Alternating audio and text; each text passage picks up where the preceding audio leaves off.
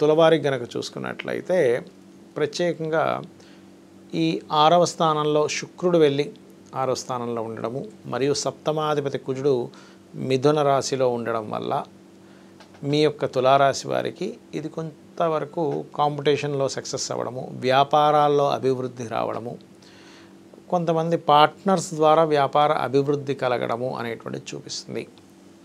అలాగే మరొక విషయం ఏంటంటే ఇక్కడ ఈ 3వ స్థాన అధిపతి ఎవరైతే గురువు ఉన్నాడో ఈ యొక్క గురువు కూడా ఎప్పుడైతే అష్టమ స్థానంలో సంచరిస్తున్నాడో 6లో అధిక గ్రహాలు, అష్టమంలో అధిక గ్రహాలు అంటే షష్టగ్రహ కూటమి 29వ తేదీ వస్తుంది. కాబట్టి ఈ గ్రహాల యొక్క ప్రభావం ఏదైతే ఉంటుందో ప్రత్యేకంగా ఈ 6, 8 స్థానాల్లో ఉన్నందుకు కొంచెం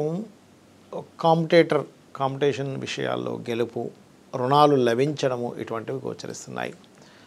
అదేవిధంగా కొన్ని నిర్ణయాలు తీసుకునేటప్పుడు చాలా జాగ్రత్తగా తీసుకోవాలని కొంత ఆలస్యం చేస్తుంటారు. అటువంటి వాటి వల్ల కొంత డిస్టర్బెన్స్ వస్తుంటుంది.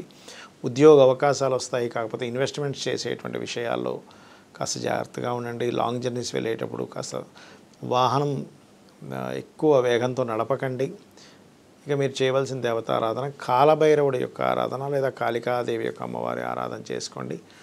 లేదు మాకు ఏదైనా అమ్మవారి నామాలు ఏదైనా నామం చెప్పండి అంటే ఓం అనాకలిత సాదృశ్య చుబుక శ్రీ విరాజితాయ నమః అనే నామం చేసుకోండి. అన్ని విధాలా మీకు బాగుంటుంది.